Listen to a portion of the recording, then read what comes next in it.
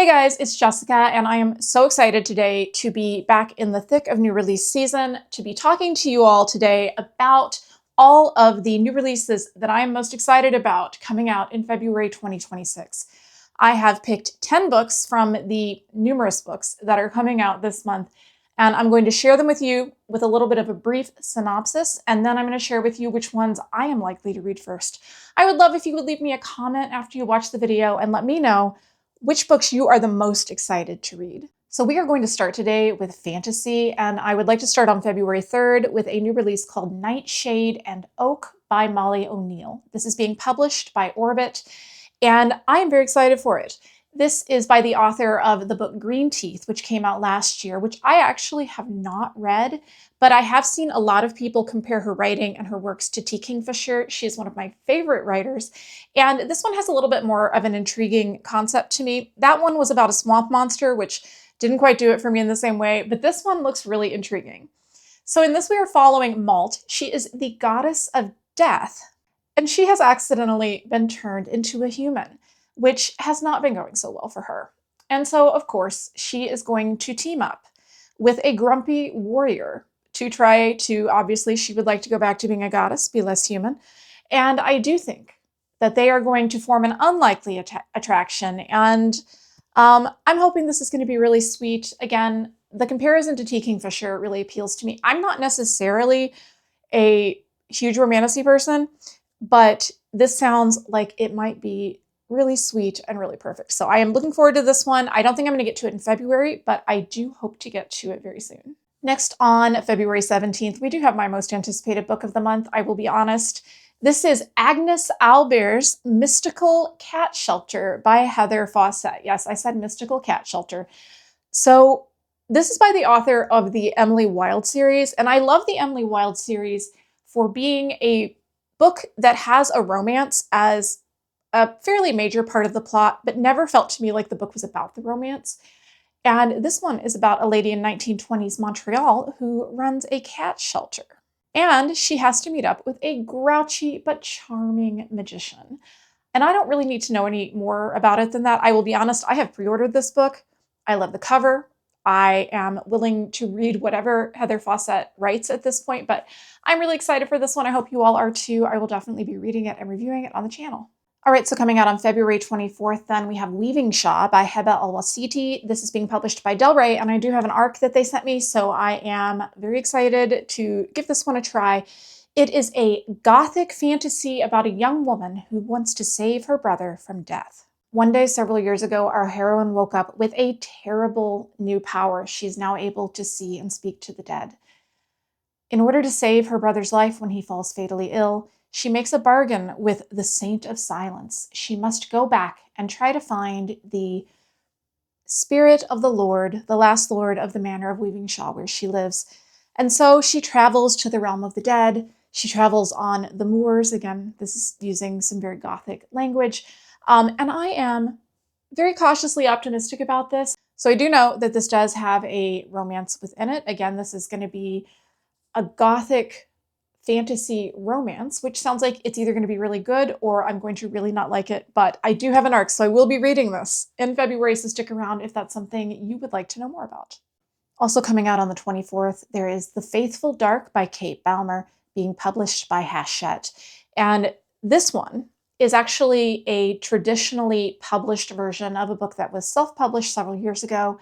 It has really excellent Goodreads reviews. This one is described as a twisty and beguiling Gothic fantasy. Again, Gothic fantasy, something that I love. And it says, "This is the city of miracles, but not everything miraculous is good." And in this story, we have a young girl who was born without a soul. Don't know what that means, but we will find out. Who is raised by the church, who has very little use for her until they need her to find a murderer. And I do know that this deals really, really heavily with religious themes, and religious themes in fantasy are something that I am very into. That is an A+ for me. Again, the Goodreads reviews, the reviews from when this was self-published are so, so excellent. I think it's going to be a great book. I do not have a copy of this yet. It's probably going to get pushed to a later month for me, but I am planning on giving this one a try and seeing how I feel about it. I am very excited. Love a religious Gothic fantasy, and it looks amazing. And then the last fantasy novel that I have for you today is The Red Winter by Cameron Sullivan. This is being published by Tor, and again, it's coming out February 24th, along with all of the other books. And I am very excited for this one. I did ask for and receive an e-arc of this book, so I will definitely be reading it. It's probably my second most anticipated release of the month after, of course, Cats. And this one looks so good. This is a historical fantasy that is set at the dawn of the French Revolution. I have seen it described as the origin story of the werewolf. It is about a man named Sebastian who many years ago, 20 years ago, fought a beast, and now the beast has returned and he must fight the beast again. And it is set on the backdrop of a France that is on the verge of revolution. It rewrites some parts of history. I am just so excited. This sounds so perfect. It sounds exactly like something I would love. As I said, this is my second most anticipated read of the month. I am so excited. I cannot wait. All right, let's move on to science fiction releases. And we actually have quite a few this month. I am very excited about that. I feel like we've had a light few months for science fiction. We're going to start on the 3rd of February with The Forest on the Edge of Time by Jasmin Kirkbride, being published by Tor. This is the story of the mysterious Project Kairos, created to stop a coming ecological disaster that will be the end of the Earth. We have 2 scientists. One of them is sent back in time to ancient Athens to do research, and the other one is sent forward to the very, very end of our time. They both have amnesia, but they come together in their dreams and meet. And such an intriguing premise. I think this book has also an A+ cover. I really, really love this cover. This is, I think, maybe my most anticipated science fiction release of the month. I don't know if I'm going to be reading it in February because my February is pretty booked already, but I think it looks amazing and I cannot wait to get to it. Also on the 3rd, we have Boy with Accidental Dinosaur by Ian McDonald. This is a novella being published by Tor.com, 128 pages, so a little short thing for you to get in there. I think of Ian McDonald as someone who writes hard science fiction, and this book is described as How to Train Your Dragon meets Mad Max. So we will see. So we are in what I assume is a dystopian future. I don't know for sure. And we have a main character, a boy who has always wanted to ride, I want to say dragon, but who has always wanted to ride a dinosaur, who wants to be a dinosaur buckaroo. But he's a very poor orphan boy, and he hasn't had the training for that. But one day he rescues a dinosaur who is being abused. And I suspect that they will be forming a heartwarming relationship. This seems kind of adjacent to Dragon Rider fiction, but with dinosaurs, and I don't know, I'm kind of into that. I think it looks like a really great novella, little short thing to try out, something maybe possibly lighter. I cannot guarantee you that, but I think it looks very good.